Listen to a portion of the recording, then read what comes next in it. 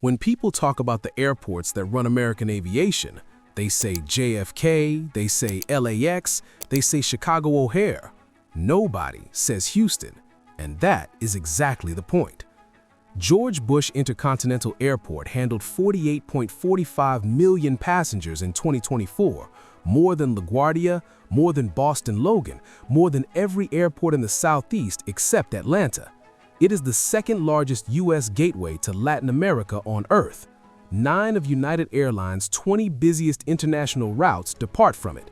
Emirates flies there, Singapore Airlines flies there, Qatar, Lufthansa, British Airways, Air France, KLM, all there.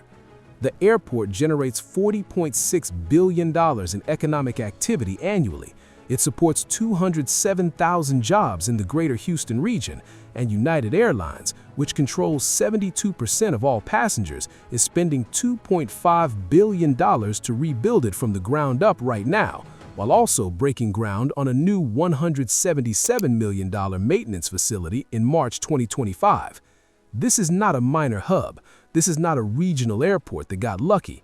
This is one of the most strategically constructed airline empires in American aviation, built deliberately, quietly, and almost entirely without public attention.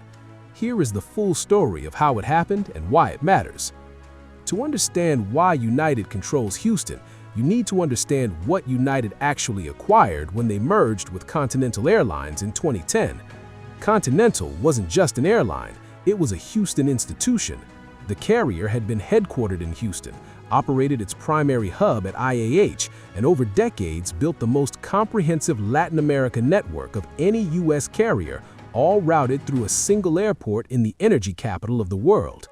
United absorbed Continental in 2010. They didn't just gain aircraft and routes, they inherited something far more valuable, a hub positioned at the geographic and commercial intersection of 2 of the most important aviation markets in the world, the American domestic network and Latin America. Continental had understood something that most carriers missed. Houston is not primarily a tourism city. It's not a connecting city in the traditional sense. Houston is a business city, specifically an energy business city. Shell, ExxonMobil, Chevron, ConocoPhillips, and Halliburton are all headquartered there, and those companies have employees, contractors, and executive teams traveling constantly to Nigeria, Saudi Arabia, Norway, Brazil, Mexico, Colombia, and every other oil-producing nation on the planet. That is not leisure travel. That is premium business travel, the most valuable category of passenger and commercial aviation. The executives who fly business class book last minute at full fare and earn loyalty points that they convert into more business class tickets. Continental built its Houston hub around capturing that passenger permanently. United inherited the fortress intact. Today, United maintains 225,000 square feet of office space in downtown Houston, a deliberate physical presence in the city's business community, and bases around 14,000 employees at IAH alone. They hired 2,100 new Houston-based employees in 2023 and added over 600 more in 2024. This is not an airline maintaining a hub. This is an airline that has chosen a city as its strategic center of gravity for an entire continent. Here is the number that tells the real story. 9 of United Airlines' top 20 busiest international routes originate from Houston, not from Newark, United's transatlantic hub, not from San Francisco, their Pacific gateway, from Houston. The route from IAH to Mexico City alone generates over 117 million available seat miles. But that's just the headline number. From Houston, United operates mainline service to 28 Latin American destinations: Bogota, Buenos Aires, Lima, Rio de Janeiro, Santiago, Sao Paulo, Guatemala City, San Salvador, Panama City, Quito, and more. Many of these destinations are served by United exclusively from Houston, not from any other U.S. hub. Only Houston. This is not an accident of geography.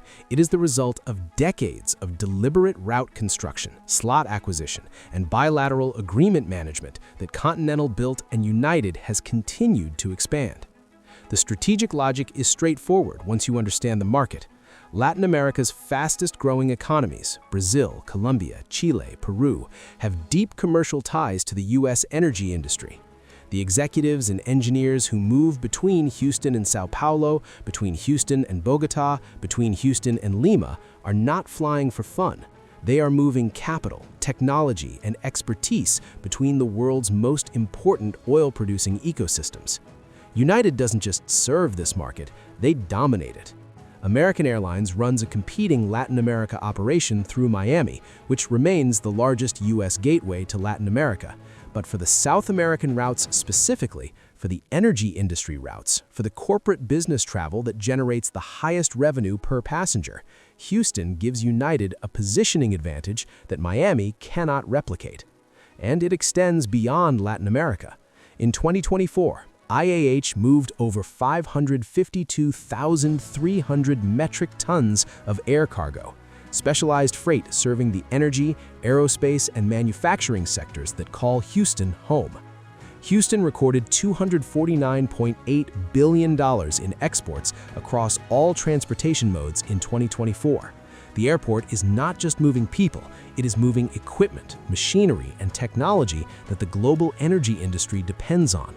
That cargo revenue doesn't appear in most airport rankings, but it runs quietly beneath everything else IAH does.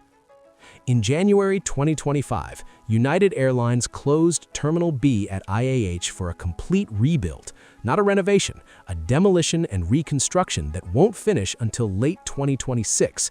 The project is valued at $2.5 billion, and United is backing $1.9 billion of it through special facility bonds that the City of Houston issues, but United guarantees entirely. That arrangement is significant. It means United is financially responsible for this construction in a way that goes well beyond a typical airline-airport agreement. If the project runs over budget or over schedule, United carries the risk. They chose this structure deliberately. The big advantage for us is we will have control over the scope and the timing of this development, said Michael Yost, United's managing director for airport affairs. That can be hugely advantageous to us because we know our planes are coming. United's order book includes over 500 new narrow-body aircraft planned for delivery in the coming years. The rebuilt Terminal B is being designed specifically to accommodate those aircraft. 40 new gates, 40% capacity increase, the largest United Club Lounge in the airline's entire global network, with panoramic views of the airfield. In March 2025, while Terminal B was already closed and under construction, United broke ground on a separate $177 million ground service equipment maintenance facility, a 140,000 square foot building dedicated purely to maintaining the equipment that services planes on the ground, built simultaneously with the terminal rebuild. Because United is not managing this hub, they are expanding it. The FIFA World Cup arrives in Houston in June 2026. Houston is a host city for the tournament. IAH, already at record passenger levels with 48.45 million in 2024, is about to absorb an international tourism surge at exactly the moment its primary terminal is under reconstruction. United's entire $2.5 billion bet is that Terminal B will be ready in time. The timing is tight, the stakes are real. Here is the question the data raises directly. Atlanta gets covered obsessively. Delta's Kingdom, the world's busiest airport, the story every aviation channel has told at least twice. Dallas-Fort Worth gets covered as American's fortress. Newark gets covered as United's most broken asset. JFK gets covered as $19 billion being spent to fix 70 years of structural mistakes. Houston gets almost nothing. Part of the reason is the nature of the city itself. Houston is not aspirational in the way New York and Los Angeles are. It doesn't generate the kind of cultural attention that makes media want to write about its infrastructure. It's the energy capital of the world, which is important but not glamorous in the way aviation coverage tends to gravitate toward. Part of it is that IAH works. The videos that generate attention on this channel and every other aviation channel are about airports that are broken, mismanaged, or at war with their dominant airline. IAH is none of those things. United and the city of Houston have a functional, collaborative relationship. The terminal expansion is being delivered on schedule, the route network keeps growing, the passenger numbers keep climbing.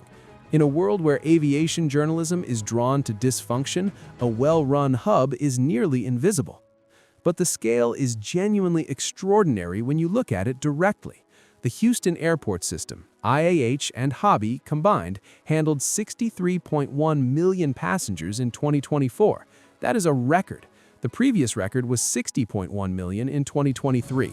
The system has grown every single year since 2021 and is now 7% above pre-pandemic levels, despite the broader industry still recovering in many markets. IAH specifically is ranked 43rd globally, ahead of airports in major European cities that receive far more media coverage and public attention. It generates more economic activity than the entire aviation systems of many U.S. states. And United, which now describes itself as the largest airline in the world measured by available seat miles, has chosen Houston as its strategic beachhead for an entire hemisphere. Here is the complete picture. Houston Bush Intercontinental is the second largest U.S. gateway to Latin America. United controls 72% of its passengers. 9 of United's 20 busiest international routes leave from there. The city's energy industry generates premium business travel that no other U.S. hub can replicate. United is spending $2.5 billion to rebuild the primary terminal right now. The FIFA World Cup arrives in 2026, and the airport just set an all-time passenger record. This is not a hidden gem, it is not an underrated story. It is one of the most strategically important airports in the United States, operating at the intersection of American energy, Latin American commerce, and United Airlines' global ambitions. The reason nobody talks about it is the same reason it works so well. There is no war here, no FAA cap, no congressional hearing, no CEO declaring public combat with a competitor.